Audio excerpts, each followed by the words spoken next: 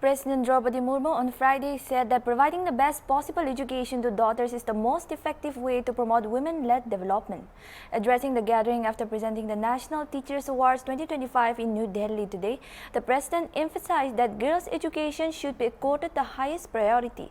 She added that the investment in daughters' education is a priceless contribution to the development of families, society, and the nation.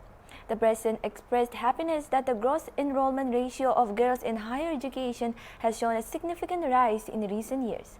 The President said that education empowers individuals, enabling children from the weakest backgrounds to achieve remarkable progress. She said, just like food, clothing, and shelter, education is essential for a person's dignity and security. President Murmu highlighted the National Education Policy 2020 lays special emphasis on making education more accessible and seamless at the school level. बालिकाओं की शिक्षा को सर्वाधिक महत्व दिया जाना चाहिए। बेटियों की शिक्षा में निवेश करके हम अपने परिवार, समाज और राष्ट्र के निर्माण में अमूल्य निवेश करते हैं।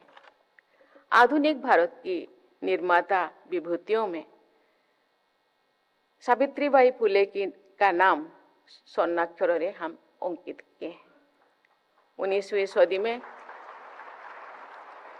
सदी में उन्होंने बालिका विद्यालय की स्थापना की। वो एक क्रांतिकारी कदम था। आधुनिक भारत में स्त्री शिक्षा की आधारशिला रखने वाली सावित्रीबाई फुले जी की स्मृति में मैं उनको सादर नमन करती हूँ।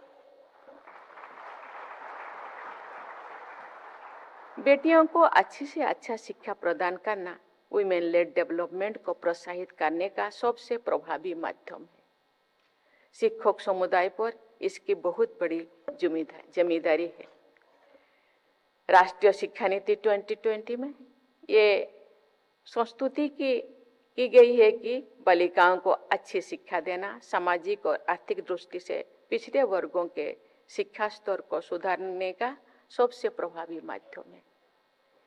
इस शिक्षा नीति के कस्तूरबा गांधी बालिका विद्यालय का विस्तार करने और वंचित वर्गों की बालिकाओं को विशेष शिक्षा सुविधाएं प्रदान करने पर बल दिया गया है। लेकिन शिक्षा से जुड़ी किसी भी पहल की सफलता मुख्यतः शिक्षकों पर ही निर्भर करता है।